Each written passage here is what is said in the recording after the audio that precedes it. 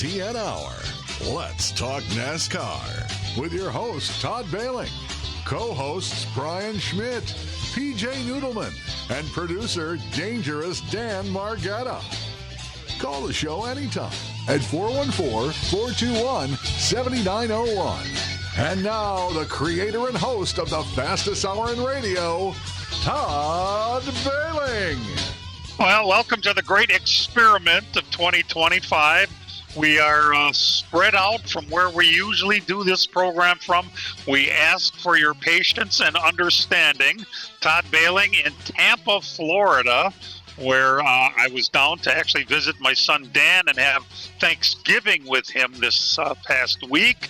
And oh, by the way, since I'm here, it seemed like a real good time to go over to the Freedom Factory and watch the Billy Bigley 128 last night. My three partners are spread out. Let's go to your Sheboygan County plowboy, Brian Schmidt, who's been working like day and night. Are you all right? City plow guy. I wish I was you. I wish I was in Tampa, Florida, because that'd be a hell of a lot better than where we are right now. That's for sure. But no, I'm still awake somewhat. That's kind of humorous when I think about it. And speaking of Florida, our partner PJ Noodleman has just pulled into a parking stall in Pensacola after driving all night in the hauler that took second place last night here at the Freedom Factory. PJ Noodleman, did you find the ladies' room yet? No, not yet. But you're sort of half right. I mean, the hauler did drive all the way through, but Toby and I were in our car. Oh. Because I drove down here. So, yeah, we rolled into Pensacola about 5:15 this morning. Toby did Waffle House, so we ate. And then we just kind of sat in the car. Now the pits are opening up, so I just signed in, and I'm heading down there. Oh, my Lord. So a minute. I got more sleep than you, and I'm a plow guy up here in the snow? That ain't right. And, of course, our producer, director, Dangerous Dan Margetta, back at the home front in St. Francis. Are you looking out the window or what? Yeah, and all I see is snow. That's all I did yesterday, too. It snowed all day and all night. You guys are doing all this cool stuff while Brian is plowing. So when it's done, I got to go out and shovel it all, but I kind of wish I was in Florida. Yeah, we make no apologies for that. The reason we're in Florida, like I mentioned, the Billy Bigley 128 turns out to be a pretty important event for a lot of guys. It's just one set of tires for the race, and which saves quite a bit of money. It's a 128 lapper. Sounds like an odd number. Billy Bigley Sr. was number 28. His son and his grandson, Junior, and I don't even know if they call him the third, both raced last night. I got the chance to meet Billy Bigley Jr. I was introduced by Scott Hansen in the pit area yesterday. It was pretty cool. It's a pretty important event. $30,000 to win, and a guy we just don't hear much from, George Gorham Jr., a 38-year-old guy who just runs basically the short tracks of Florida. He lives in Winter Haven, Florida. I don't know if you guys knew this, but guys and girl, but he did run one Martinsville Xfinity race in 2021 in the number 90 car. He had run up into the top 10 apparently, but then had some sort of problem, and I think he finished about 18th in that one. So he does have a little tiny bit of Xfinity experience, but just an incredibly impressive run last night. Of course, I guess it's pretty easy to beat Ty Majeski when he's only running on 7 cylinders, right, PJ? Well, Ty even said, though, I don't think he had anything for them. They really were on a rail. And sometimes it's your year and sometimes it's not. You know, last year Ty had fast time and won the race and put a schwacking on everybody. And this year, Mike Garvey and George Gorham Jr. had it all set. And they were the ones putting the schwacking on everybody. Yeah, I did hear that Mike Garvey was over there, which is interesting. This George Gorham is Mario Gosselin's brother-in-law, a guy that's raced from Florida for many, many years, and many of you know the name. Also, among the Wisconsin contingent, Brazen Bennett was one of the guys down here, and he won the non-qualifier feature last night, led every lap $1,450 goes back into the bank, and it's a good weekend for those guys too. They're going to leave the car down. I talked to Lowell Bennett. They're going to leave the cars down here, and they're going to run a race at Auburndale coming up. I don't know when it is exactly, but they're going to stay down here and run that race too. So best of luck to them. As far as NASCAR goes, the big news is the trial starts tomorrow. Are we all ready? Is the mudslinging been appropriate at this point? Are we sure everybody's fired up and snorting and scratching at the dirt and waiting to go head to head in court? Boy, it's even though the people who don't like the way NASCAR does business, what we do know is since it is the major league of stock car racing, and really stock car racing to me is what it's all about. I know there's a lot of dirt fans. I know there's a lot of open wheel fans. That's very nice. Personally, it's always been about stock cars, and if you're in the stock car business, NASCAR is where it's at. It's what every stock car racer aspires to for their career, not just for the money, for the show. This is when you drive a stock car to a win, it's a big deal. And the sport that we have followed this closely, we have heard nothing but complaints over the years about how it's run and the hierarchy and how they kind of bitch slap people around and how they just tell you put up or shut up, and they refer to some of the greatest car owners in the history of NASCAR as need to go out back and be flogged because their whole career they wouldn't have anything if it wasn't for NASCAR and blah blah blah. Well, that attitude has landed them in court, and they're going to go head to head with the greatest basketball player that ever lived, that has so much money he can afford to run a 2.5 car team without having a charter. That's how rich Michael Jordan is, and we're going to take it to court tomorrow and see what it's all about and listen to the arguments. It's not going to be televised, though, is it? We're going to have to wait and listen to watch for written accounts of everything, right? I mean, that's the way it is, Dan, I believe. No cameras in the courtroom. There'll be no coverage of it that way.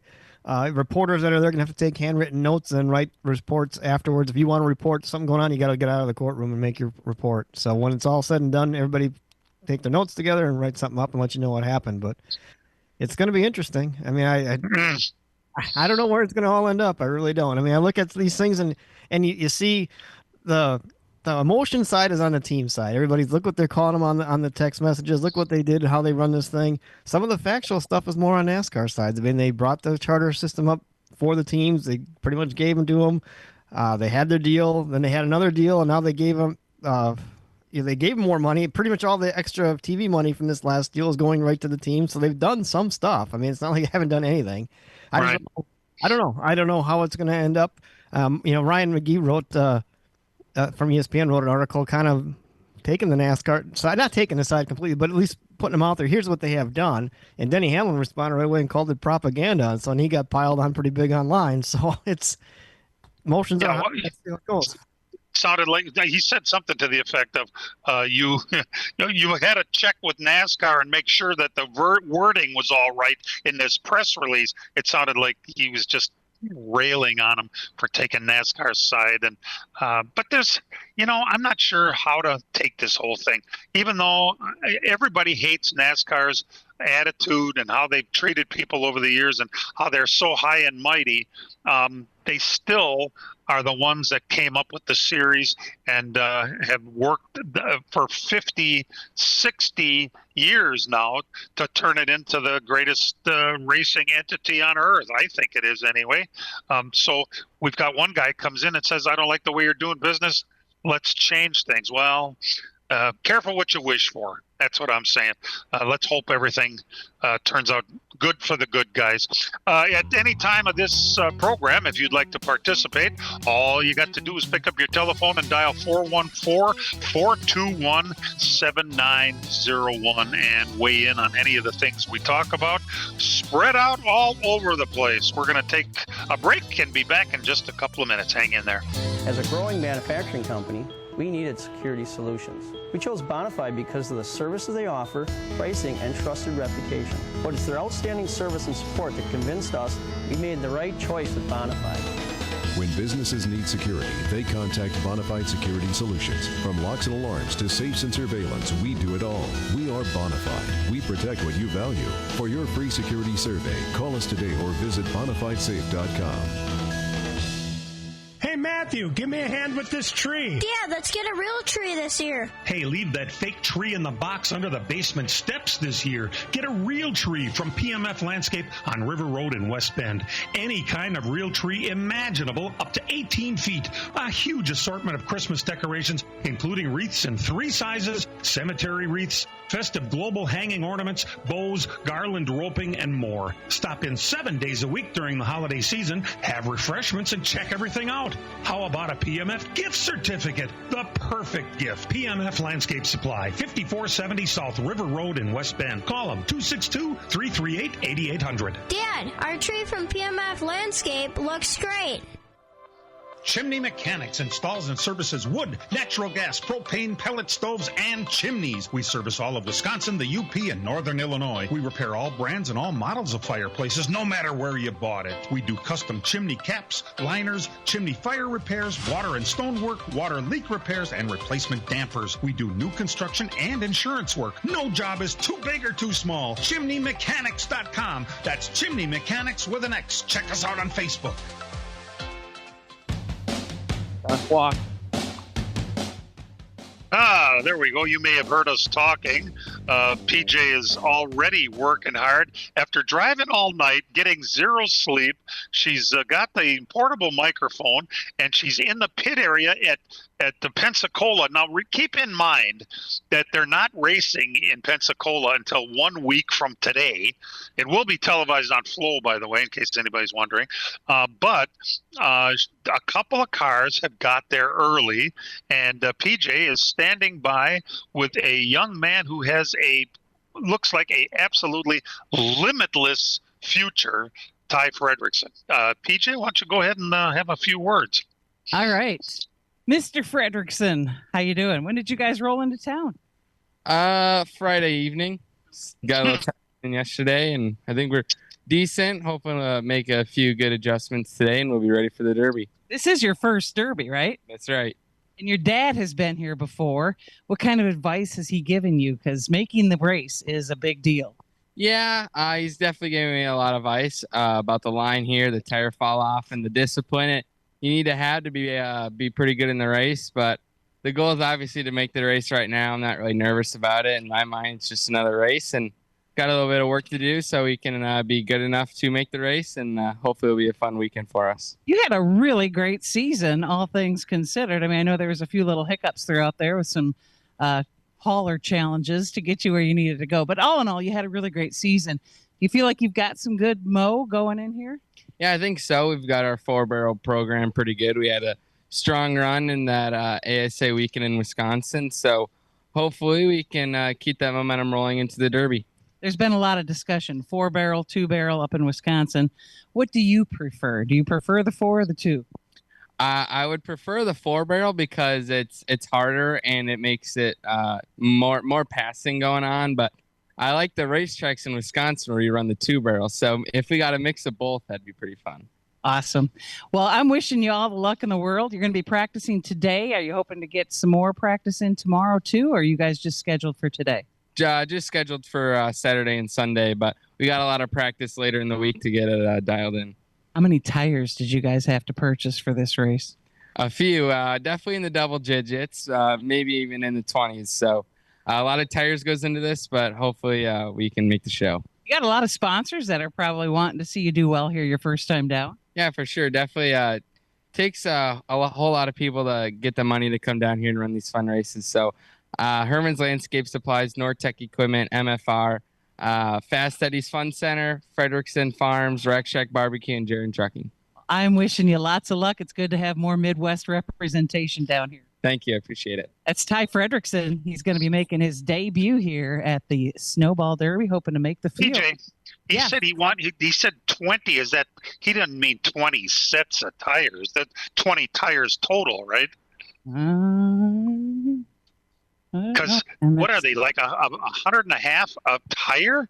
So it's like, $600 a set. He might just have 20 tires, which would be 5 sets. They're probably just, the thing is, and this is a Midwest mentality, okay? Midwest racers, generally speaking, will not go crazy on tire purchases because they know you got to have the car set up to run on old tires. So you're going to spend a lot of your practice on old tires, and then you might put on a set of stickers just to do like a mock qualifying run. So that's kind of the mentality of the Midwestern racers down here. The Southern racers that have deep pockets, yeah, they probably would buy 20 sets of tires. Good God. When Kyle Busch came to Slinger one time, apparently he was just going crazy buying tires, and I just shook my head and thinking, well, why? I mean, why you? To me, you want to find out how you're going to do on a long run on these tires, and if you're buying tires every time you go out on a damn track, what are you learning about how the tires are going to act after 100 laps? So who knows? Yeah, for the race, right? You want that long run for the race. So that's what really comes into hand. But when there's so many cars down there and it's hard to make that race, you almost got to have it there to get in the show to begin with, right? Yeah, exactly. Makes sense. That makes sense. All right. Well, there's a couple things going on that we could bring up here. I don't know. This week was the week that we saw Richard Childress finally say that he is kicking around suing NASCAR for the things that they said in private conversations. Dan, I don't know about you, but it seems to me that a lawyer would say to them, I wouldn't bother with something like this because it was all done privately. Is that my guess? Defamation. I mean, you almost have to be... it's public now because it's part of the court case, but somebody's text message on a phone that was privately between two, I'm not sure you'd have. I don't know. It'd be very hard to prove that, I think. I mean, I get how defamation works and all that, and you really ticked off what they said about you, but unless they did it, out in a public setting, which they really didn't. I mean, the only reason it's in the setting now is because it's part of this court case. I'm not sure how much weight that would have, but it makes good headlines when they say bad things about you. Say, oh yeah, well I'm thinking about suing them, just to kind of get it going and kind of throw some back. Yeah, no kidding. It came out this week. Oh, this is an interesting little side tidbit. The same judge, Kenneth Bell. This is the guy that's going to preside over the NASCAR 2311 trial. He's going to also hear the trial where Kyle and Samantha Busch are suing Pacific Life for, I don't know, mismanagement of their funds. I guess that's what I don't even know what that term is, but there was one of the Pacific Life agents cost them lots and lots of money, which I don't know if we've even heard that thing. But it's the same judge that's going to do both cases. It must be the local federal magistrate, Dan, right? I mean, that's how this works. I mean, they get assigned cases. I mean, he just seems to pick up the ones involved in racing, I guess. Have you seen the exhibit list that they listed for each side? The teams put theirs out and NASCAR put theirs out. The teams have like 800 some exhibits and NASCAR's got like 900 some things. So there's a ton of exhibits in there. But if you go through the list, there's like sanctioning agreements with every racetrack. And there's some pretty crazy stuff in there. If that's unsealed, eventually you can get hands on that. You'd see kind of what really went on that. There's a lot of crazy things there, but boy, I mean, I can't imagine it's going to take just 10 days. Yeah, I don't know why they even think it.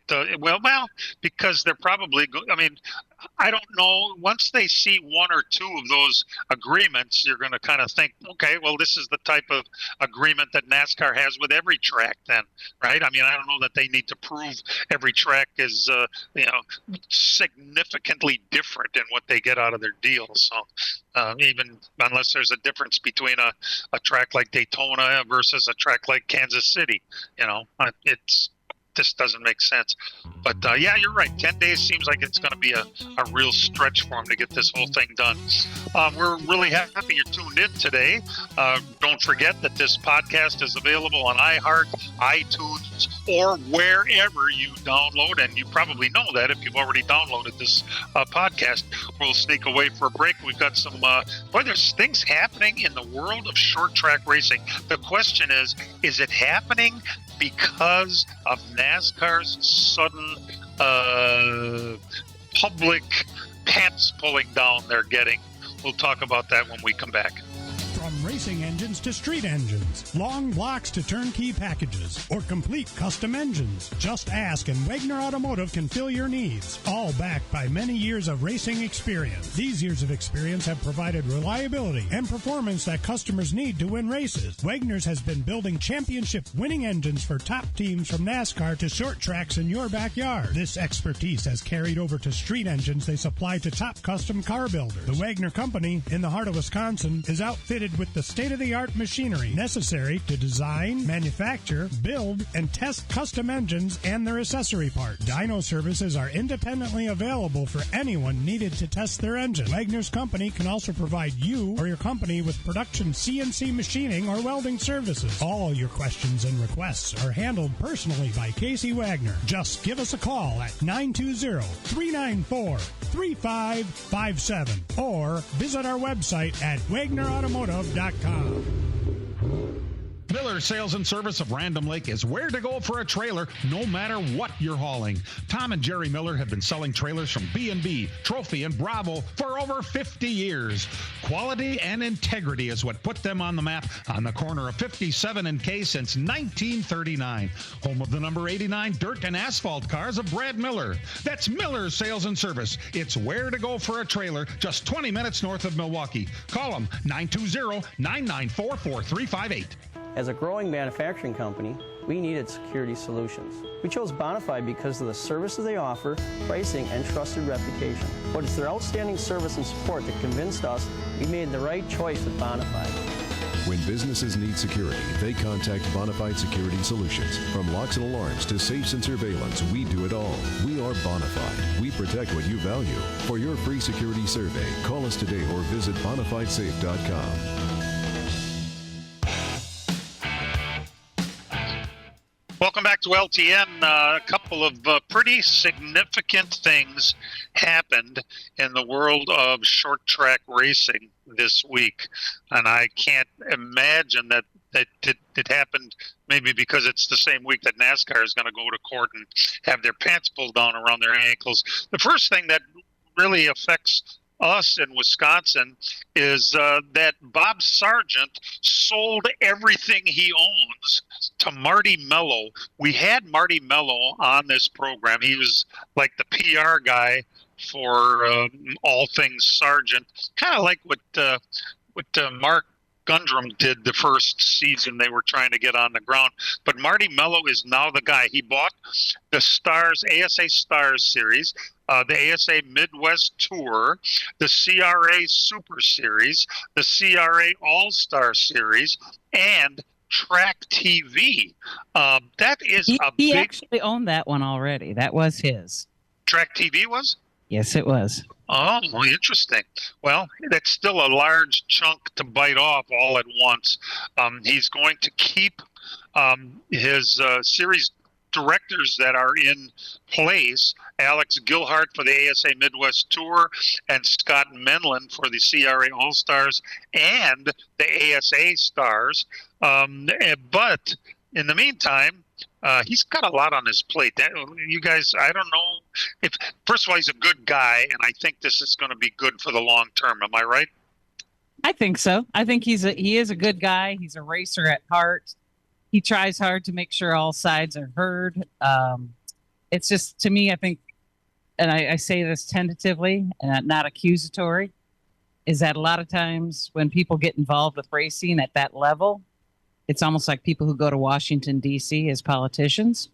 You go in there with the truest and purest of hearts, and suddenly things get tainted. Mm-hmm. Yeah, Bob Sargent he's a busy guy. You know, I mean, you said all things Bob Sargent. Well, he's taking over that part of it, the asphalt stuff. Bob Sargent does a lot of dirt stuff. He promotes a lot of tracks. He has this Track Enterprises thing. So Marty isn't going to be doing that stuff. So Bob just had like so many balls in the air that he's juggling all the time. This is I think what it needed so that someone can focus strictly on the pavement super late model type stuff and get that in order, get the right marketing for it. Hopefully Marty's able to get, a really solid top-notch sponsor for this thing so we can move it to where we want it. I mean, if you remember when we had him on last year, he talked about he kind of wants to mirror what the dirt late model stuff is doing and the money they're at. Well, now that he has full control over it, I think he's going to have a better shot at doing that and accomplishing that goal. I agree with that wholeheartedly. And his wife obviously owns, or he and his wife together own that Pepper Jack Kennels. They've got a lot of other business ties and things. So those are all things that are probably going to be brought into the fold, but he's probably going to need to be selling additional sponsorships in order to keep all of those series afloat, because the ones that he already has in his pocket are not going to be enough to support all of those series. And that's what he did from the get-go, right? I mean, he was a marketing guy, and he's the one that was finding sponsors. Correct. Yeah, and he came up with the program they had where they had the 10 guys that bought in to make sure they'd be at all the races kind of thing. And I think that worked out well. And the guys that did the whole thing, and it turned out to be good for them, I thought. I mean, we talked to the Krauses in Phoenix, and he was happy with that. And I think that's a good thing to kind of get your names to go out to promote, to know you're doing that. So I think that was a good deal he brought to it. He had a lot of great ideas, I think. And we'll see now he's actually got full control. He can implement all of them, because I think, not all of them got implemented. I think some kind of got blocked a little bit at some point, and now we'll see what happens. Yeah. And at the same time that Marty Mello is buying the asphalt stuff from Bob Sargent, we have a guy who's supposed, I don't really know how important it is that this guy's good friends with Elon Musk, but there's a guy by the name of Daryl Cuttle or Cattell, I don't know how his name is pronounced. He's the owner of the International Hot Rod Association, IHRA, and they decided to start a new oval track series that is going to feature late model stocks and pro late models, which of course limited late models. It's going to run a regional schedule down south, but they're going to try and keep it affordable. They're going to run spec AFCO shocks, no bump stops or bump springs or coil binding or any of that, and try to hold the costs down. I just, when I looked this whole thing over, I thought, well, it's a nice start, except for one thing. I really don't like a schedule that still is regional. Why wouldn't they have snuck up and done a couple of northern tracks to try and attract not just northern fans, but northern cars to their series? I get where you're coming from that, Todd, and that, yes, I agree with that. However, you got to walk before you can run. And if you're going to try to make it into a national series, you're going to have people that aren't going to be able to do all the traveling. So that makes sense.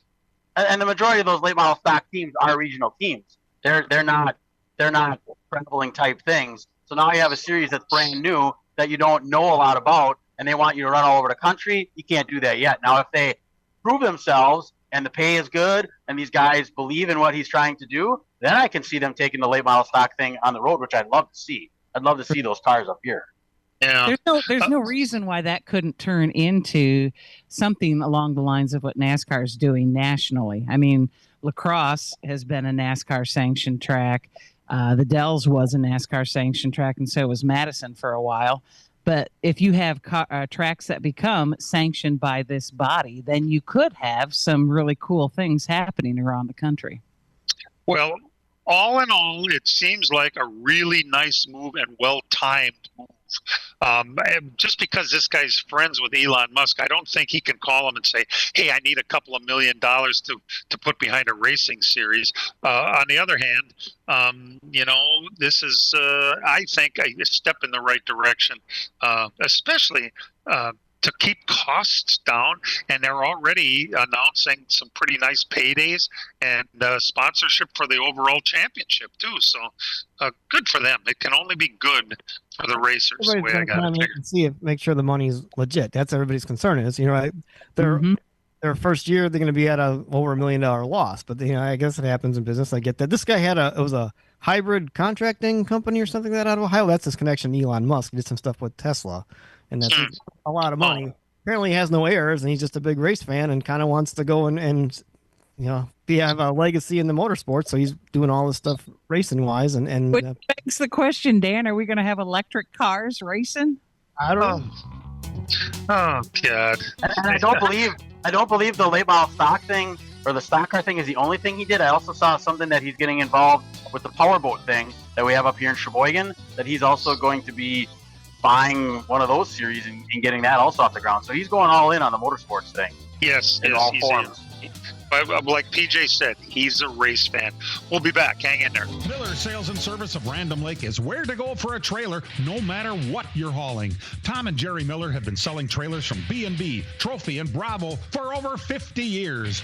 Quality and integrity is what put them on the map on the corner of 57 and K since 1939. Home of the number 89 dirt and asphalt cars of Brad Miller. That's Miller Sales and Service. It's where to go for a trailer, just 20 minutes north of Milwaukee. Call them 920-994-4358.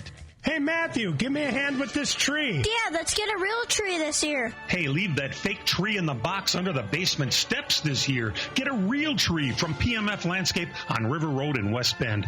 Any kind of real tree imaginable, up to 18 feet. A huge assortment of Christmas decorations, including wreaths in 3 sizes, cemetery wreaths, festive global hanging ornaments, bows, garland roping, and more. Stop in 7 days a week during the holiday season, have refreshments, and check everything out. How about a PMF gift certificate? The perfect gift. PMF Landscape Supply, 5470 South River Road in West Bend. Call them 262-338-8800. Dad, our tree from PMF Landscape looks great. Chimney Mechanics installs and services wood, natural gas, propane, pellet stoves, and chimneys. We service all of Wisconsin, the UP, and Northern Illinois. We repair all brands and all models of fireplaces, no matter where you bought it. We do custom chimney caps, liners, chimney fire repairs, water and stonework, water leak repairs, and replacement dampers. We do new construction and insurance work. No job is too big or too small. ChimneyMechanics.com. That's Chimney Mechanics with an X. Check us out on Facebook.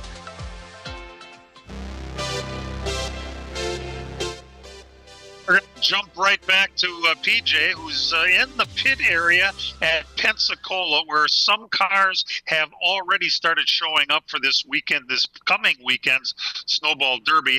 And PJ is with one of our, I would say, better drivers in the country, Ty Majeski. He's actually setting shocks up for their practice session here for the Snowball Derby.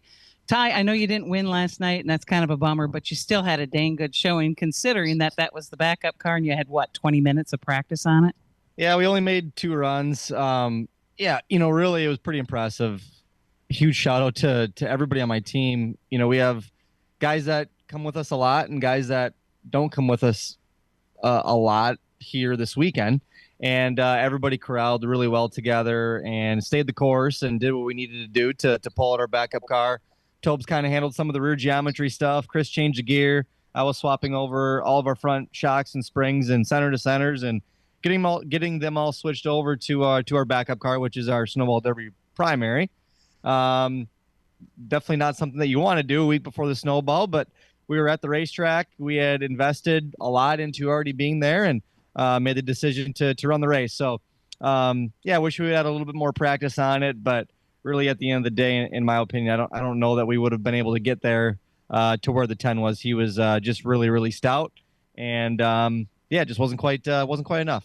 I know that you're saying that you couldn't have had enough to win anyway, but you did have 7 cylinders at some point in that race. Yeah, we had a plug wire pop off. Maybe 50 to go. Yeah, those American racers slow down so much, and they get so heat soaked that 80 laps into the race, I wasn't even really going full throttle anyway. So I don't know that 7 cylinders really hurt any of our speed at all. If anything, maybe it helped me keep the tires on it a little bit longer. So I can't really blame it on that, but we certainly had a slew of things not go our way, and for the whole team to stay the course and corral together and come up with a runner-up finish is a good night for us. So you had both cars kind of have some issues then, and those are the only 2 cars you have down here. So what is the plan going forward then for Snowball Derby? Right now, we're going to stick with these 2 cars, have a motor, get a different motor down here just in case something happens to our Derby primary. We'll switch the motor that at an oil pump belt fail. We'll throw the motor in that car, which is our primary Bigley car, in case anything happens to our primary here. So that's the tentative plan as of now. You don't seem very rattled at all. That just seems strange to me. It is what it is. Stay the course. There's nothing that in my power that I can do to change what happened. So it's all about looking forward and putting our best effort in this week. So you guys were not originally slated to practice today, but you are here. Is that just because of the potential for inclement weather tomorrow? Yeah, some weather, and we had obviously had some issues with this car last night, our Derby primary with going on 7 cylinders. So we really just wanted to shake it down and make sure everything's okay, so we can be the best we can be this week. So like I said, a lot of stuff working against us along with the weather this week, and but we're prepared to weather the storm. You have a big sponsor deal coming up too. Are you allowed to chat more about that at this point or not yet? I was told that I can't chat about it at all. So everybody will see for themselves. All right, then I'm not going to go any further. You'll have to wait and see. Will it be seen this weekend? That is the plan. It will be very much seen this weekend. Okay. Oh, I like that play there on the words. There you go. There's your hint for you guys. I didn't want to say anything. I love it. Wasn't sure that I could. That's fantastic. Jeez. The first thing that jumps to my mind, and he can't say anything, and if you knew, and you probably do, you can't either, but I know that since he's taken over the 88 car and it's going to be Menards for a big-time sponsor, it sure would be kind of cool if Menards jumped on his short track stuff. It's just, by the way, and nobody really caught that. I said that firmly, tongue-in-cheek, one of the better drivers, I said about Ty Majeski. I saw in an article this morning, he was described as the best short-track driver in the country over the last 10 years. And if that's not accurate, I don't know what is. So it's very cool that he represents the state of Wisconsin from Neenah these days. I'd like to grab a word if I could real quick with Toby. I mean, I know I'm married to him, so he has to do the interview, but the car was 7 cylinders last night for the last 50 laps of the race. What could that possibly do to the engine here for your Snowball Derby chances? Well, it just the gas washes the cylinder down. So our mechanic wheel says don't worry about it. So that's what we're going to do.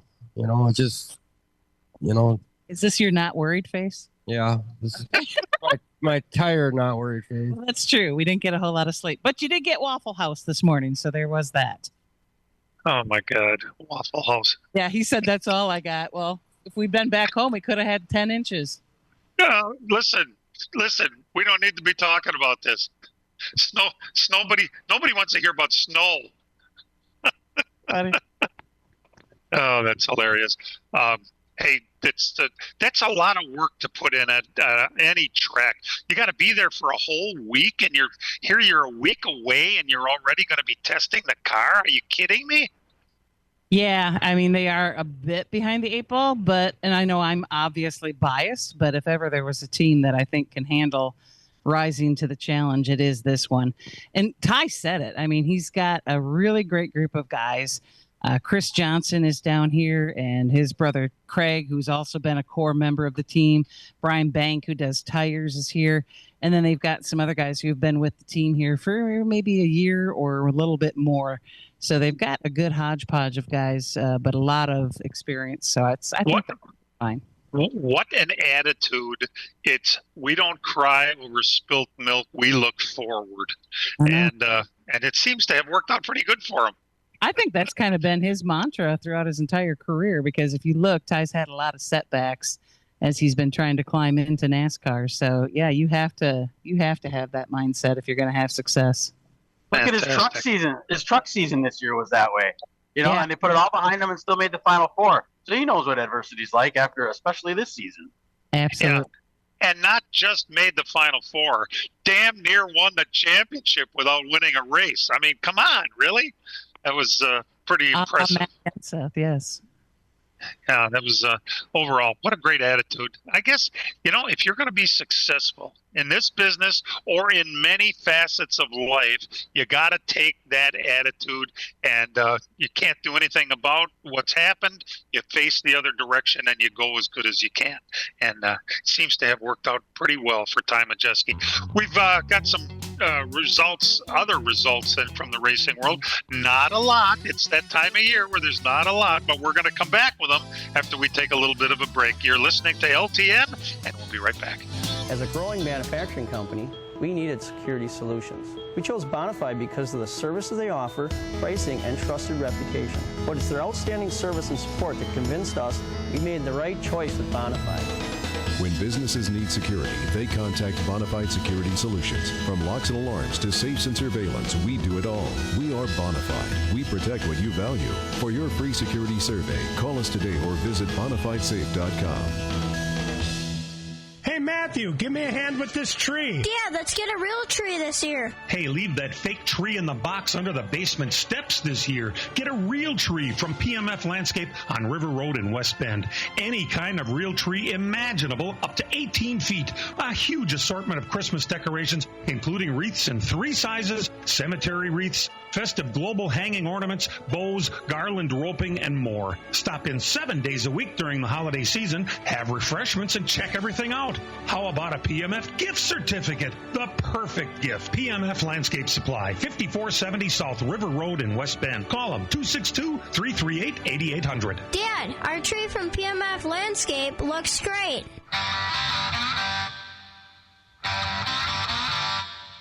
And now the LTN Hour presents Dirt on the Dirt with Brian Schmidt.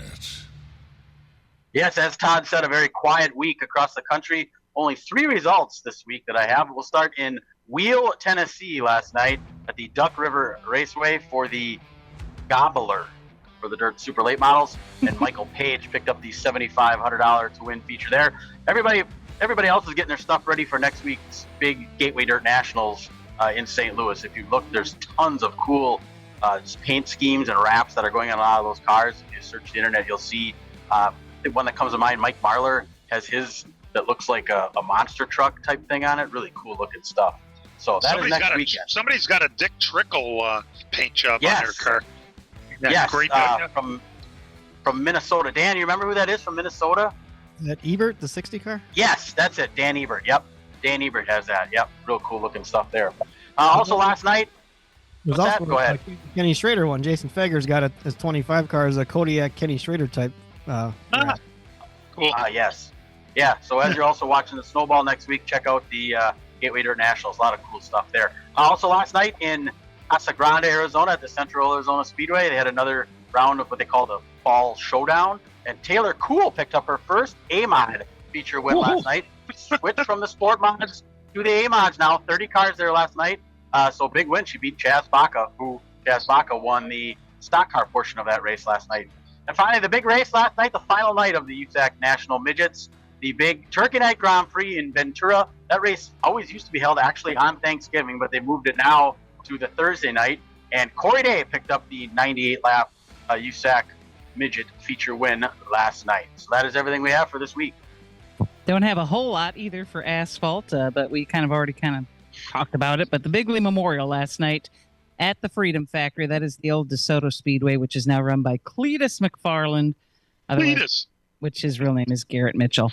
But anyway, the winner was George Gorham Jr., and he was the fast qualifier. Mike Garvey of ASA fame was the crew chief on that ride. Notable finishes, Ty Majeski was second, Carson Hosavar third in a Richie Waters car, Casey Johnson 10th, Caden Quapple 13th, Grant Griesbach was 16th, Levon Vandergeest 18th, and Kendrick Cryer was 22nd. The 50-lap non-qualifier event winner was Brazen Bennett, and that is all we have for asphalt. Here's a little something that I don't know if people remember this, but when Matt Kenseth, the last thing he did before he went down to drive for Robbie Reiser is he drove for Jerry Gunderman. And he had run maybe 1 or 2 races for Jerry when he got the call from Robbie Reiser, and he immediately left. And Jerry was left going, "What am I supposed to do now?" And Matt Kenseth said to him, "You'll be fine. I've got a guy coming in to race for you that you'll love." Mike Garvey took over for Matt Kenseth at Gunderman's operation, if you guys will remember those days. And Garvey went on and it had a pretty nice run with Jerry Gunderman over the years. So he does have a Wisconsin tie there, just in case anybody didn't remember it. That's where that goes. Right after he got that ride for our Gunderman, we were going to the Slinger Nationals press conference. We used to have that press conference on Monday. It was on Good Hope Road, and I think I was, what was I driving? I was probably driving a Reliant back then. I don't think I had the Mustang, but there was a guy in like a Ford Bronco, and every stoplight we'd race each other. And I'm like, why is this guy racing me all the time? And every light we'd hammer it, and often the guy pulls in the parking lot right where I'm going. I'm like, oh, who's this guy? It was Mike Garvey. That's why I met Mike Garvey. I'm like, if I don't know it was you, I'd let you win. I'm surprised you didn't crash me, Yeah, well, a true racer. Why is this guy racing me? It takes two to tango, brother. You're not kidding me.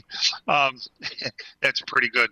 Let's see. The viewership last week was actually up for the Las Vegas Formula One race. Everybody's happy. It went up from 1.3 million viewers last year to 1.5 million viewers this year. And if you saw the race, by the way, I don't know, Brian, if you noticed that, but they were still having problems with those manhole covers on the track. You'd think after 1 year, when they had all that trouble, they would have welded everything together so it wouldn't have come out. But I guess they were having problems. I wonder if the weather had something to do with that because it was so wet. Sometimes the different adhesives you use and stuff doesn't work because of the moisture. So that would be my guess, because they had no problems last year. They had problems the first year. So my guess would be maybe the rain had something to do with why they had. Well, there was only one problem, and then it was fine after that. And it was cold too, I guess. Yes. Rainy and cool in Las Vegas, and here these guys. Why is it that we start that race so late? Is that so to have a world market? Is that what it's about? Well, it was so late, but this year that was actually 8:00 local time, which isn't bad at all. I mean, we have cup races around here that start 7:30 sometimes. So they did fix that. So timing was a little better. They want it to be at night, and that's the key to make Vegas look like it does at night, because I don't think we'd want to see Vegas during the daylight sometimes. Plus, it's in the normal daylight hours around the world on the other side of the seas, right? Over and stuff. So it's kind of normal time there. They started at midnight that one year, and they moved it back 2 hours this year. And I think they did better ratings wise. The F1 race is going on now from Qatar, and it's nighttime there, and it's daytime here. Yeah, that's interesting. By the way, for those of you who were wondering about last night's Billy Bigley race at the Freedom Factory, George Gorham Jr. won $30,000 for that win. With a great.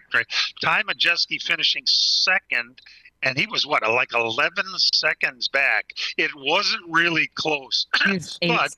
Back, but yeah, 8 seconds. Okay, he won $10,000 for second place. That's not a bad payday for second. Let me tell you.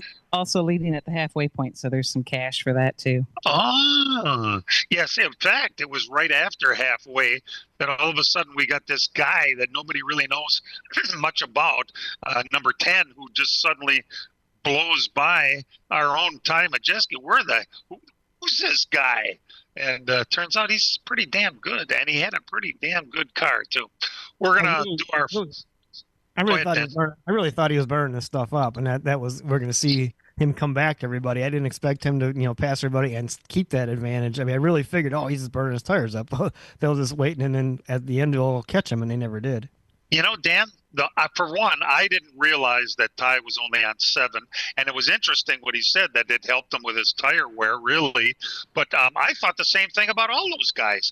They were running a pretty fast pace, and yet, even down to our good buddy Hocevar, were running a pretty fast, and nobody was having a problem with the tire. And was it those American racers? Is that what I heard him say, PJ? That is what they were. Yep, that's what they were. Yeah, well, I don't know. I was pretty impressed with them myself. They put a pretty damn good show on, and 126 straight green flag laps. And as far as I'm concerned, they might have been sliding around a little bit at the end, but that Gorham had himself one whale of a race for sure. We'll sneak away and do our final break and come back with tidbits around the world after this. Miller Sales and Service of Random Lake is where to go for a trailer, no matter what you're hauling. Tom and Jerry Miller have been selling trailers from B&B, Trophy, and Bravo for over 50 years. Quality and integrity is what put them on the map on the corner of 57 and K since 1939. Home of the number 89 dirt and asphalt cars of Brad Miller. That's Miller Sales and Service. It's where to go for a trailer, just 20 minutes north of Milwaukee. Call them 920-994-4358. From racing engines to street engines, long blocks to turnkey packages, or complete custom engines, just ask and Wagner Automotive can fill your needs. All backed by many years of racing experience. These years of experience have provided reliability and performance that customers need to win races. Wagner's has been building championship winning engines for top teams from NASCAR to short tracks in your backyard. This expertise has carried over to street engines they supply to top custom car builders. The Wagner Company in the heart of Wisconsin is outfitted with the state-of-the-art machinery necessary to design, manufacture, build, and test custom engines and their accessory parts. Dyno services are independently available for anyone needed to test their engine. Wagner's Company can also provide you or your company with production CNC machining or welding services. All your questions and requests are handled personally by Casey Wagner. Just give us a call at 920-394-3557 or visit our website at WagnerAutomotive.com.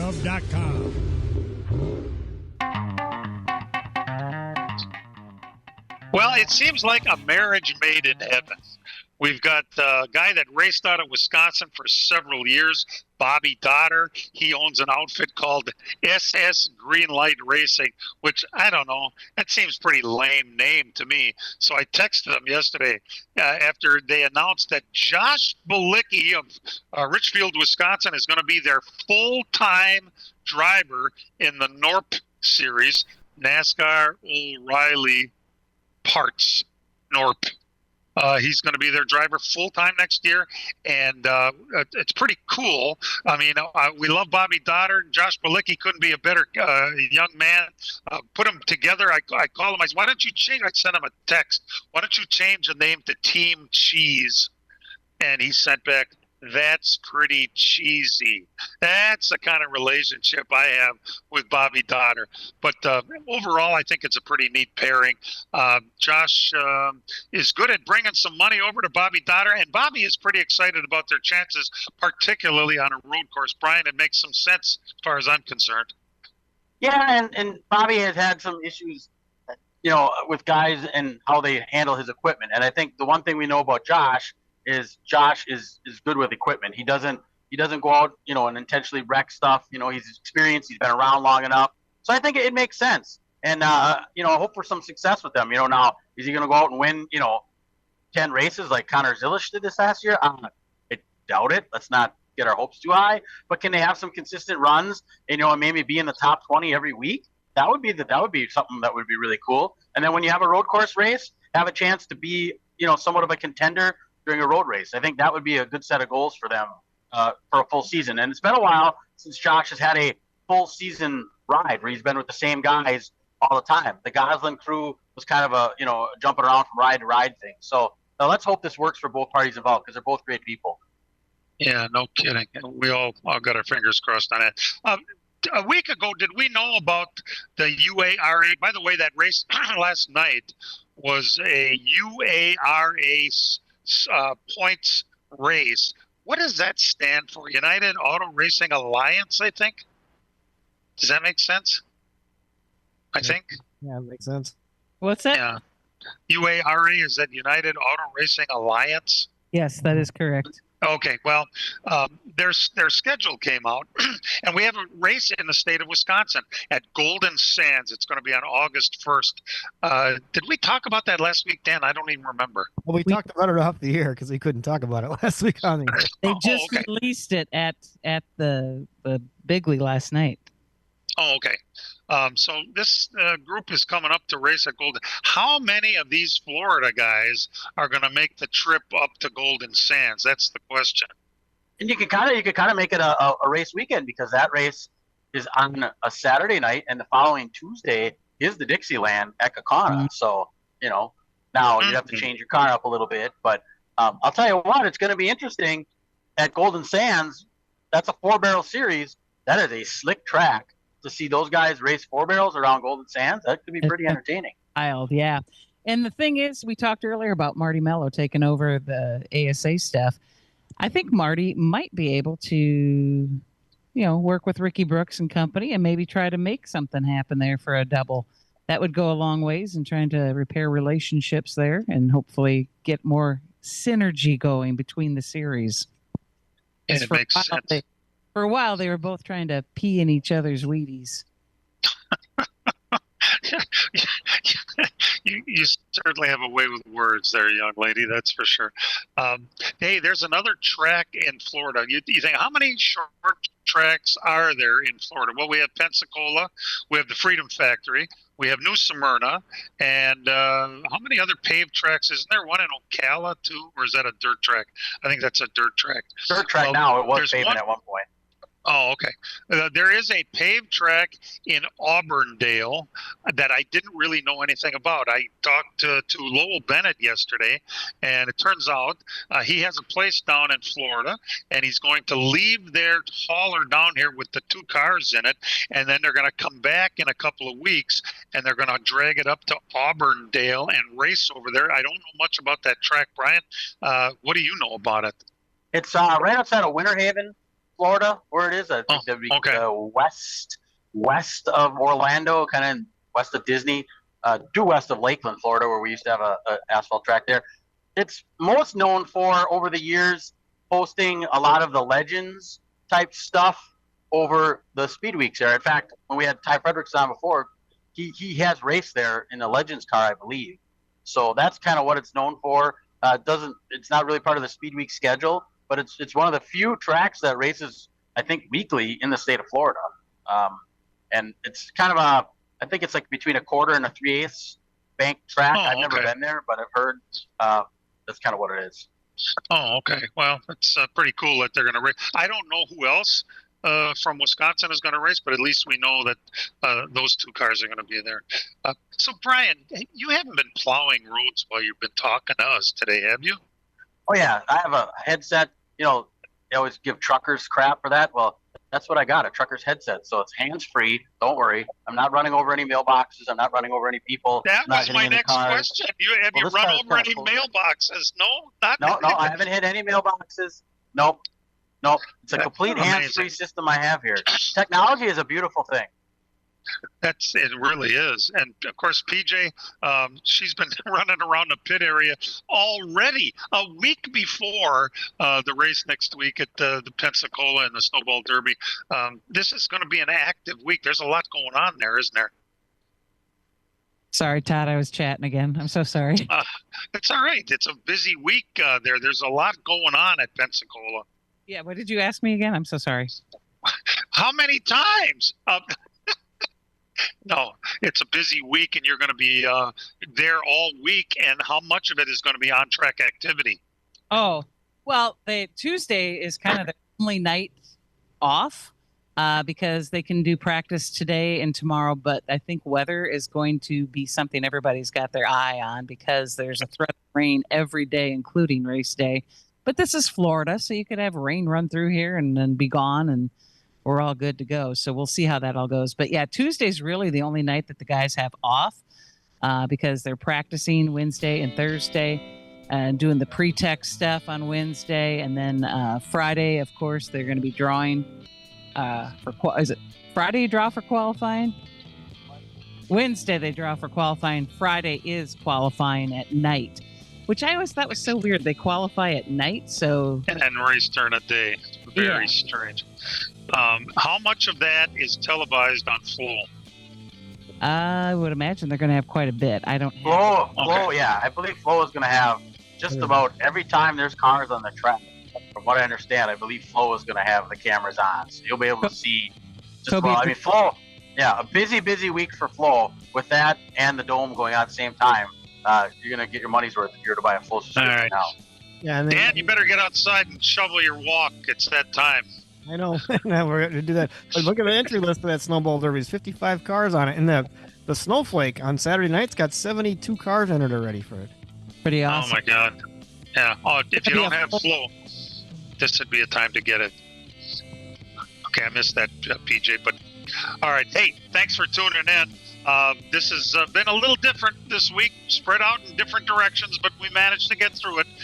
We just want everybody to remember that real race cars have doors, even if they do climb in through the windows. Let's Talk NASCAR is produced and directed by Dangerous Dan Margetta. Our in-house engineer and website coordinator is Matt Belosi. For all of us involved with the program, we appreciate you tuning in, and we'll see you next week, everybody.